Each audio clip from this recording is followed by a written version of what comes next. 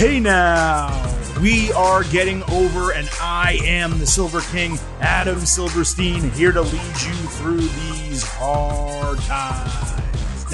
With NXT In Your House Instant Analysis. That's right, Getting Over is back once again, and we are here just minutes following the conclusion of the latest premium live event from NXT In Your House, going down Saturday night, 24 hours before WWE Hell in the Cell. Your boy, the Silver King, Adam Silverstein, is here to break this entire show down, and we are going to do it all in this episode. Yes, another instant analysis for your ear holes coming out of an instant reaction podcast on Friday, ahead of another instant analysis podcast, of course, coming for you Sunday night with WWE Hell in a Cell. But it would not be an episode of the Getting Over Wrestling podcast if I did not remind you off the top that this podcast is all about Defiance. So be sure to head on over to Apple Podcasts and Spotify. Leave a 5-star rating on Apple. Also leave a review. Let everyone know why you listen to the show, why you subscribe, and why they should subscribe as well. Also, please do not forget to follow us on Twitter at Getting Overcast. Not only do we tweet live during all the major shows, we do live audio shows ahead of premium live events and pay-per-views. We did one this evening right before NXT In Your House, extremely well attended. It was great to speak with some of you and answer questions and provide pre-show commentary ahead of NXT. We're going to do another one of these, let's not forget, Sunday ahead of WWE Hell in a Cell. Now, normally at this juncture on an instant analysis, the Silver King would be cracking open a cold one. The only reason I'm not doing that tonight is because I am riding solo. Vintage Chris Vanini is not with me, and because I'm basically just going to be talking this entire time, if I cracked open a beer, it would really just be for you guys to hear the crack. It would be sitting here getting warm while I talk the entire show. So you should feel free to do that. Please crack your beers right now, or your drinks. Join me as we break down NXT In Your House, but I will open mine when I do the editing for this podcast between the end of me speaking and you hearing it for the first time. So look, NXT In Your House, we'll get to the overall feelings of the show at the end when we give our post-show grades and takeaways, but let's kick things off with our pre-show expectation grades, a reminder of what I was at coming into the show, and also we, of course, dropped a poll for all of you, our Getting Overheads, our listeners and our followers on Twitter, to vote as well. So I came in with a B grade. I didn't necessarily think the card was that great from an overall construction standpoint. I thought there would be a couple matches that could come out and steal the show, but I wasn't that enthusiastic about the co-main events, which were the NXT Championship match, Braun Breaker against Joe Gacy, and the NXT Women's Championship match, Mandy Rose against Wendy Chu. Even though I like all four of those people, I wasn't thrilled with what it was built like coming in. So I went with a B, and you, the listeners, completely agreed with me. 12% said A for your pre-show expectation, 64% B, 22% C, and 2% D and F. That rounds out to a flat B. So once again, we were all aligned going into the show. And the only other note that I kind of wanted to provide before we kind of start breaking this entire thing down, this was the first NXT event since TakeOver Toronto in 2019 where every title on the brand was defended on the show. Now, I don't remember whether the Women's Tag Team Championships existed in 2019. I don't think they did. But I think the Cruiserweight Championship may have. So obviously there are different titles technically that we're talking about. But all 5 championships were defended on this show, which is a stark contrast from what we're getting Sunday night at WWE Hell in a Cell, where one championship is being defended on that pay-per-view, premium live event, whatever you want to call it. And it just kind of goes to show that even when the match card perhaps isn't that strong, the fact that you have stakes for your matches, that you have titles, championships on the line, it helps them naturally create value while you are watching the show. And that is pretty much what I believe happened on Saturday night. So the way we're going to do this NXT In Your House instant analysis for any first-time listeners of the show, we start the opposite way the card does. We start with the main event, and then we go down the most important things that happened on the show, usually ending with the low card. And at the end, we, of course, give you our post-show overall grade, and the listeners had the opportunity to vote on that as well. The voting is still continuing as I tape this podcast, but by the time it's over, it will pretty much be in the books and ready to share. So let's get into the instant analysis, and we start with the main event. As I said, the NXT Championship on the line. Braun Breaker defending against Joe Gacy with the stipulation that if Breaker gets disqualified, he will lose the championship. Gacy cut a promo in the dark with Druids earlier in the show. It was the same stupid shit we've gotten for weeks. Breaker broke down a wall on his entrance for like the 5th time. It's really tried at this point. They got to just stop doing that every single special match that he has. There was a really cool touch with Braun wearing Scott Steiner's WrestleMania 9 gear.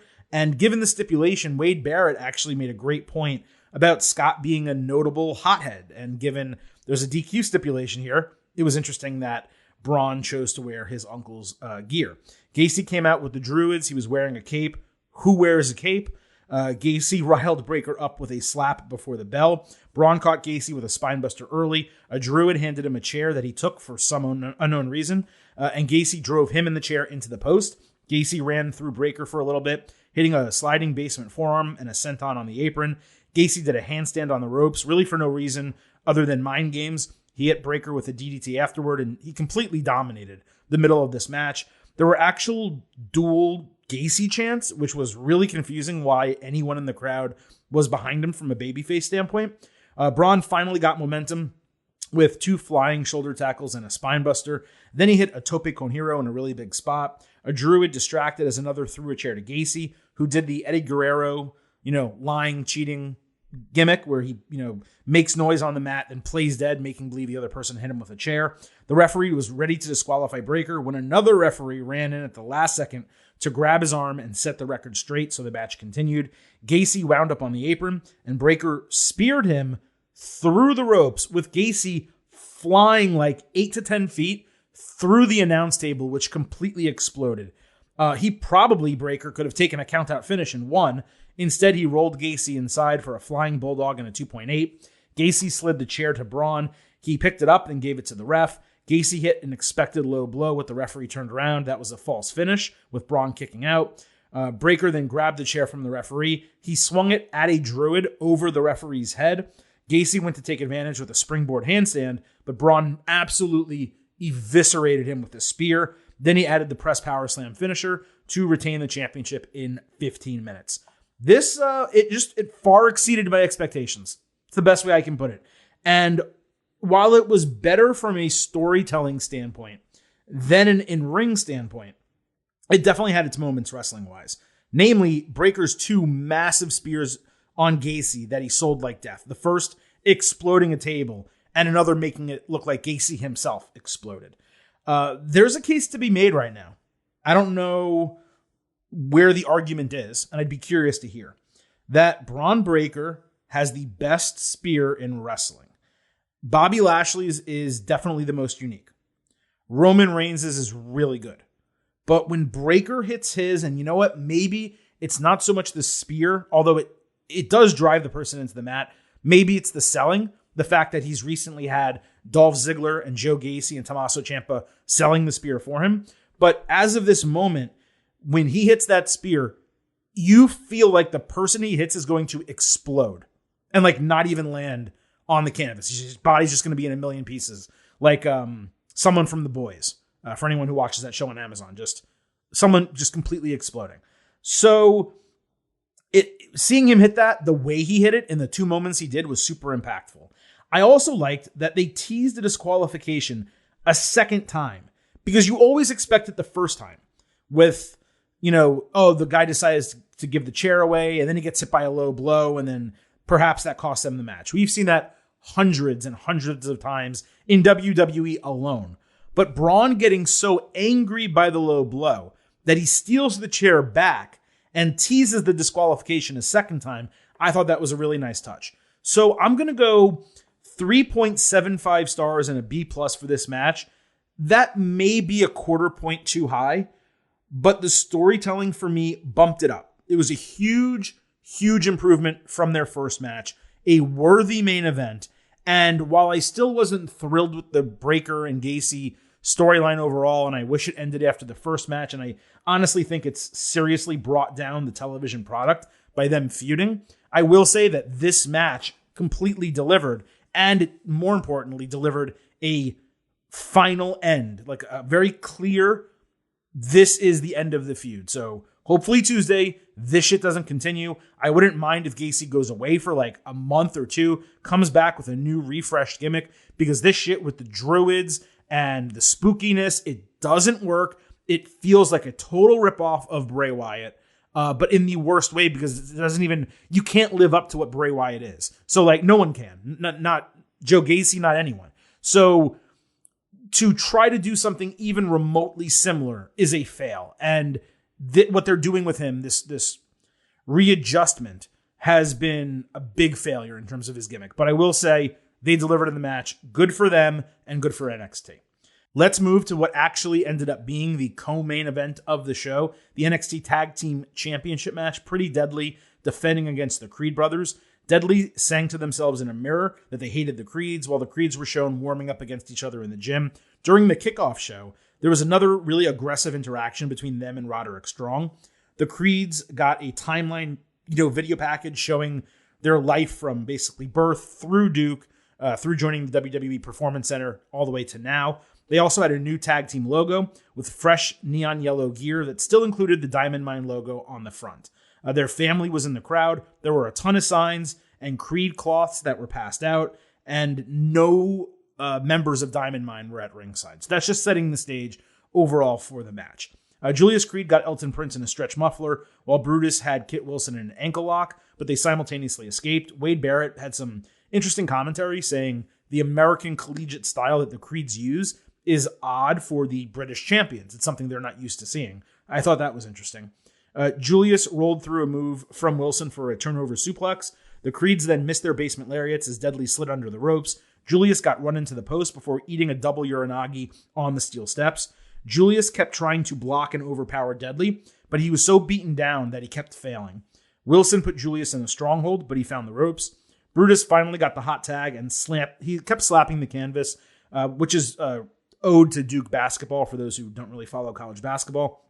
He threw Prince into Wilson, then hit a German suplex and Brutus ball into Prince for a broken fall. He appeared to hit the back of his head on a Saito suplex, but he was able to continue. Title belt got thrown into the ring, but it slid past Wilson, and Julius picked it up. He considered using it because he got hit over the head with it last week. Instead, he decided to hand it to the referee. Brutus caught Wilson running, and Julius flew off the top rope for an insane shooting star press, hitting the basement lariat afterward for the 1-2-3 as the Creeds won the NXT Tag Team Championships for the first time in 16 minutes. This match definitely had its rough patches, but holy shit, that finish with Julius hitting the shooting star, he straight up reminded me of Brock Lesnar right there. The difference being he hit it perfectly clean and Brock Lesnar did not. There was also really strong character work in the moment with him standing on the top rope, kind of like feeling himself, deciding, is it worth it? Like, should I actually attempt and go do this? Then ultimately doing it and nailing it perfectly. The title change was absolutely the right call, even with Pretty Deadly having a very short reign. I think it's something around 50 days or so. But nevertheless, it was indeed the right call. It wasn't necessarily the Creed's best match, largely because of the extended selling from Julius for like half of the entire bout, but it was their best moment so far in NXT. So the grade here was borderline. I have to say, I was trying to determine what side of the coin to fall on. I am going to ultimately go with 4 stars and an A-. I cannot get to a full A, but I did feel like it was far better, or at least enough better, than a B+. So I wanted to put it in the A range, therefore it's at 4. At this point, I would love to see Pretty Deadly get the immediate call-up and join Max Dupree on SmackDown. These guys were made to be in a male model stable. It just makes all the sense in the world. And I'm now really excited to see where the Creed storyline goes with Diamond Mine on Tuesday. They're teasing something with Strong. Are they going to butt heads? Are they all going to come together? I'm really curious, but the storyline worked. The match story worked. High level work rate, and that shooting star press at the end. When you talk about, building momentum towards the end of the match, a crescendo, and then hitting that climax moment, that is exactly what happened in this match. And many times when that happens, you come out of a match feeling better about it than maybe the sum of the overall parts of the match. But this was fantastic. I'm happy. I'm pumped is what I am. Very pumped up for that match. Let's move to the North American Championship. Cameron Grimes defending against Carmelo Hayes in a match that was probably singled out by the vast majority of viewers as what they expected to be the match of the night. I think that's fair to say going in. Hayes and Trick Williams were swagged out, looking like money for their entrance. Grimes entered with smoke. He was riding a rocket that was coming down from the moon. It was kind of cute. This started with counters, reversals, and a lot of technical wrestling. Mello hit a great fling over DDT, bouncing Grimes' dome off the apron to take advantage. There was an extremely weird spot with Trick trying to tie Grimes' hand to the ropes. It didn't work at all. Grimes caught Hayes trying a springboard on the ropes. Both of them flew off the ropes simultaneously for a moonsault in a really big spot. Grimes hit a Hurricanrana, a PK, and a rotating Uranagi for a near fall. Mello grabbed the ropes to break a fall after a super kick. Mello grabbed the top rope to avoid a Poison Rana and hit a code breaker for a 2.8. Grimes avoided the flying leg drop and hit his Spanish crossbody for a 2.8. Grimes then hit the Poison Rana. Mello flew outside, so Grimes followed up with a huge tope cannonball into both guys. Trick grabbed Grimes' leg, but ate a cave-in on the apron. Mello then caught Grimes running, threw him into the top turnbuckle, and landed the flying leg drop to win the North American Championship in 15 minutes. So this was a strong match. The crowd was not as hot across the final 5 minutes as it really should have been. And the finish, I just got to say, it was very typical and formulaic. We've seen that same thing hundreds of times. And I know in wrestling, almost every finish we've seen hundreds of times. But in a situation like this with a title, with a second at ringside being Trick Williams, you just kind of knew this is what was going to happen. I thought this would easily steal the show. I don't think it did that. I really don't. And then you look at the booking decision of keeping Mello in the mid-card with the mid-card championship and taking it off Grimes after 2 months, after 2 years of him waiting to win a real championship in NXT. I just can't defend that decision from a booking standpoint. Mello should be in the main event, and Grimes should have held the title probably until Solo Sikoa or Grayson Waller was ready to beat him for it. This was very good, don't get me wrong.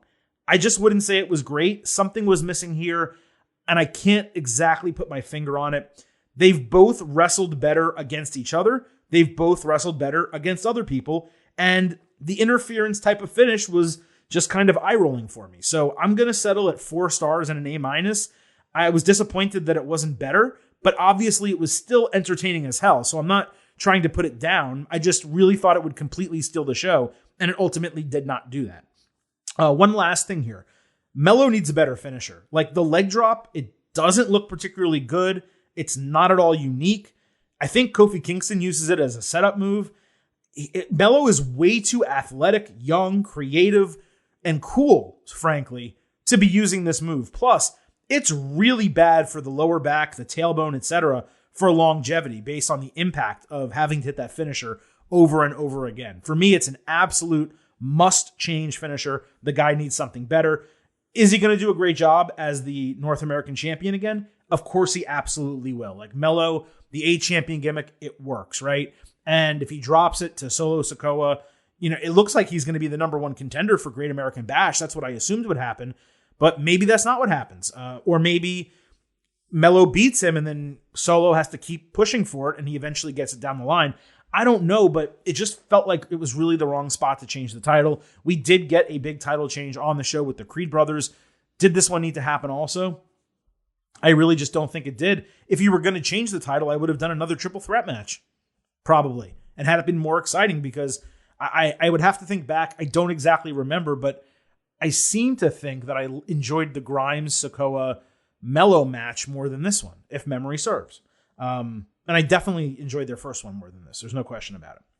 All right, let's move to the 2 women's championship matches. First, the singles match for the NXT Women's Championship, Mandy Rose defending against Wendy Chu. There was a really fun dream sequence with Chu pranking Toxic Attraction and winning the title. She then woke up in a bed on the stage with all of her stuffed animals and her pillow and stuff. She made her entrance. Then, after that, Mandy came out. And let me just say, it was a stark contrast between Wendy Chu and Mandy Rose. They look good, but she's got me saying, hey now! Mandy attacked before the bell, and Chu made her look really good with a lot of selling early in the match. Wendy hit a cartwheel splash inside, but Mandy caught the same move cold on the ramp.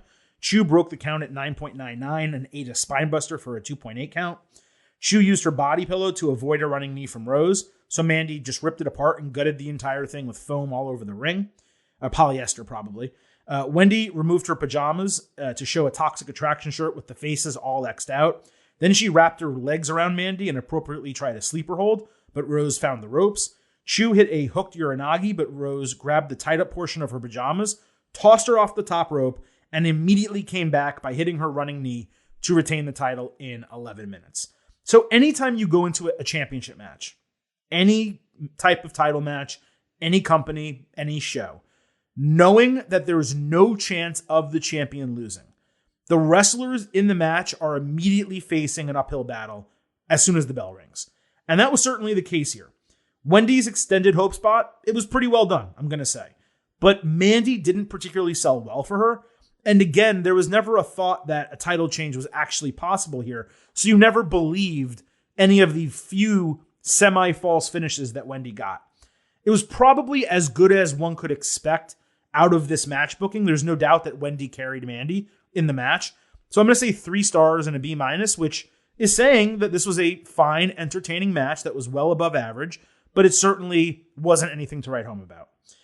The bigger issue is that Mandy's reign as NXT Women's Champion, it's killing me at this point.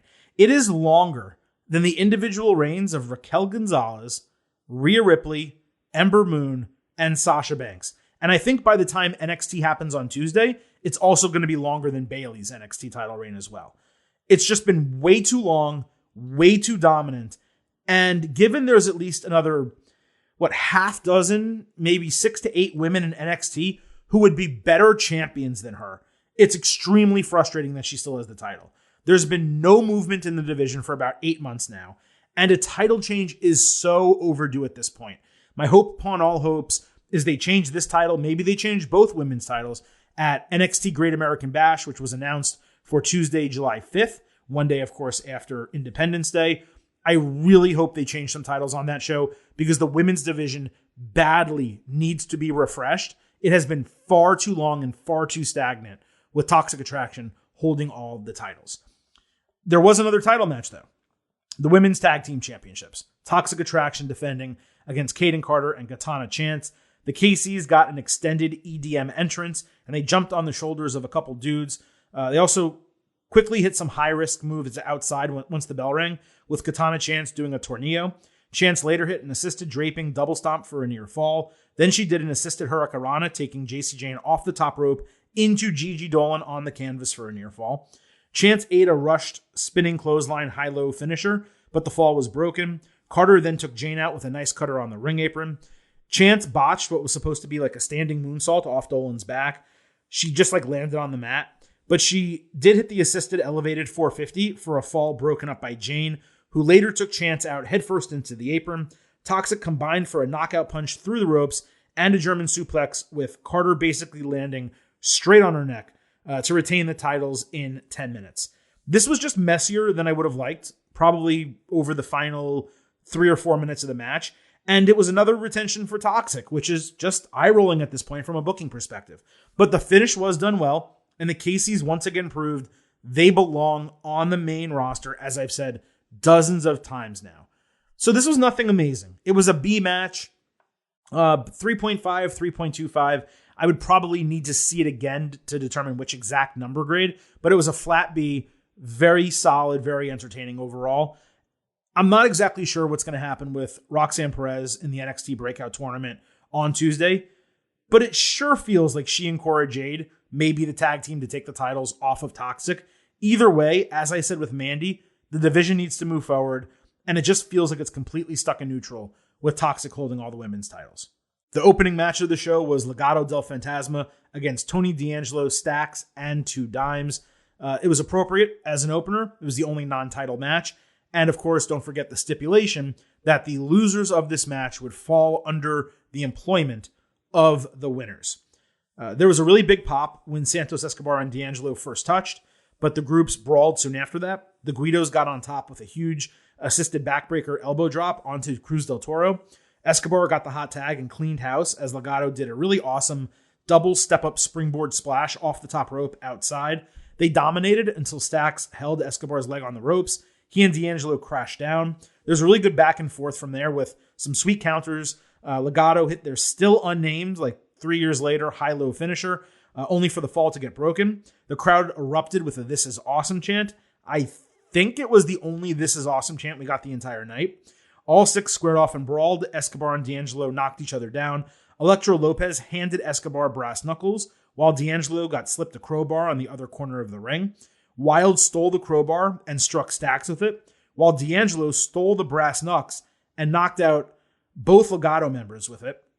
Two Dimes then pushed an out-cold Stax. The guy was completely knocked out. He pushed him over like a 2x4. He fell flat onto his face, but on top of Wild for the 1-2-3, with the Guidos winning in 13 minutes. The pace of this match was insane, especially in the finish. And while the booking was extremely smart, commentary completely missed that D'Angelo stole the Nux live. We did get an immediate replay, though, so that was, of course, okay. Given the gimmicks and the entire feud, not having a clean finish here was not only expected, but completely acceptable. And they basically did it as creatively as they possibly could. So I did appreciate that. It was a step below an A-level match, I would say. So I'll say 3.75 stars and a B+. But if you were a quarter star higher with an A-, I totally accept that. I probably could stand to go back and watch it a second time. And maybe if I did, it would kind of push me over the top. But this was extremely entertaining. It was a perfect opener for the show. The pinfall with Stax being knocked out cold was fantastic. I'm not sure how Legado joining D'Angelo's family is going to work from a storyline standpoint, but we're going to find out on Tuesday. Maybe they play it all the way out to War Games, and that's eventually what we get. But that's November. That's still a pretty far way off, so who knows exactly. And I will repeat one more time. Legado del Fantasma should be on the main roster. Santos Escobar is someone who should be booked as a future champion. They have it. The fans, the crowd absolutely loves them. They're super over. They're incredible in the ring. They can all speak. It's a great group. And Electro Lopez adds a nice element as well. Just move them up. They've been there far too long at this point. Hopefully WWE sees the way the crowds react to them. The crowd was so damn loud for Legado del Fantasma. Probably Legado and the Creed brothers got the strongest reactions, I would say, on the entire show. Hopefully they recognize that. There were only two other things that happened on the show. There was a vignette for Alba Fire. After it was over, Lash Legend was shown talking shit about her. Tatum Paxley said that Legend should challenge her. She refused. So Paxley said, well, if you're going to be a coward, I'm going to go ahead and do it. So we're going to get Alba Fire against Tatum Paxley Tuesday. Also, Roxanne Perez and Tiffany Stratton were interviewed ahead of the breakout tournament final. Stratton said she's a woman. Roxanne is a little girl. Perez said it's the biggest match of her life, and she's worked so hard for this that she refuses to walk out without the contract. So a nice little bit of a build before we go ahead and get to NXT on Tuesday.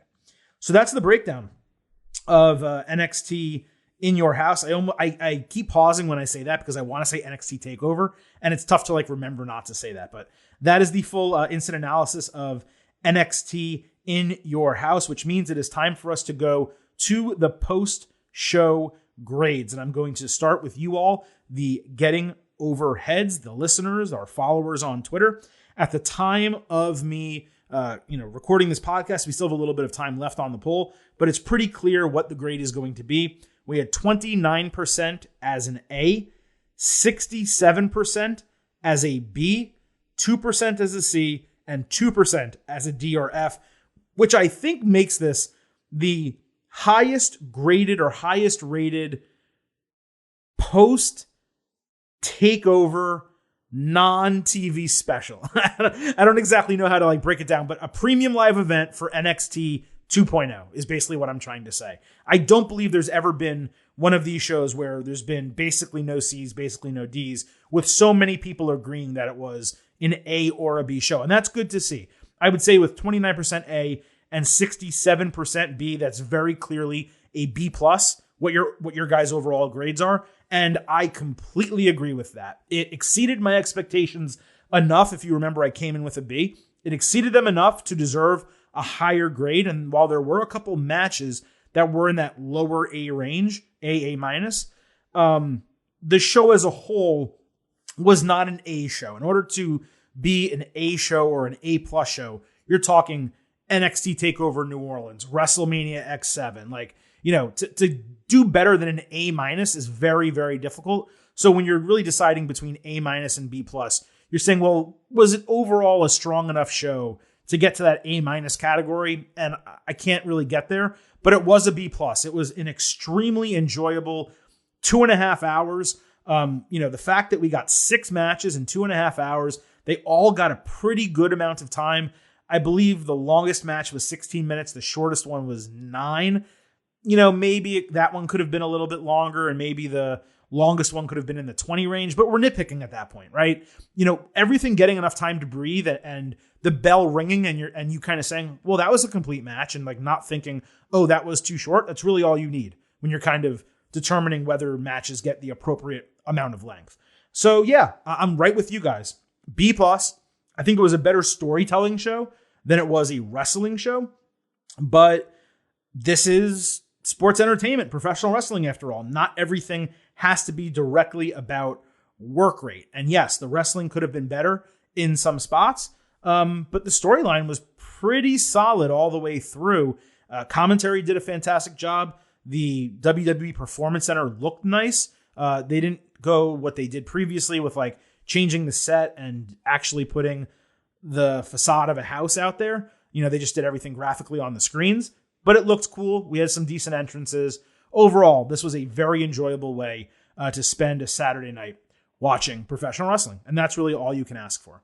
So that is our NXT In Your House instant analysis. I hope you all enjoyed my thoughts on the latest NXT Premium Live event. Please do not forget, we are going to be back on Sunday with WWE Hell in a Cell coverage.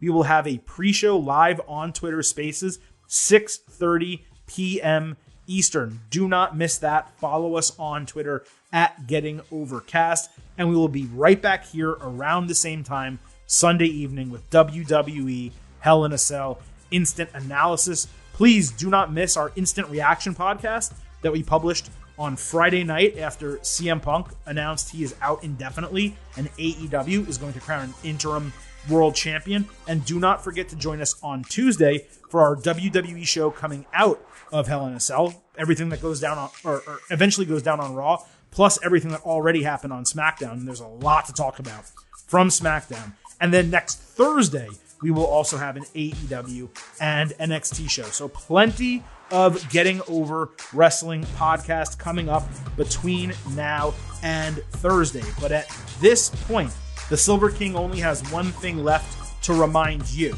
and that is that this show It's all about divide. So head on over to Apple Podcasts and Spotify. Leave a 5-star rating on Apple. Also leave a review. Tell people why they should listen and subscribe to this podcast. Those ratings, those reviews mean so much to us, especially when we go ahead and put in a lot of extra work, which we will be doing 3 straight days from Friday all the way through Sunday with bonus episodes covering the big news in AEW, NXT In Your House, and WWE Hell in a Cell. Thank you all for listening. I will see you Sunday night, but at this time, the Silver King is going to leave you with 3 final words. Bye for now.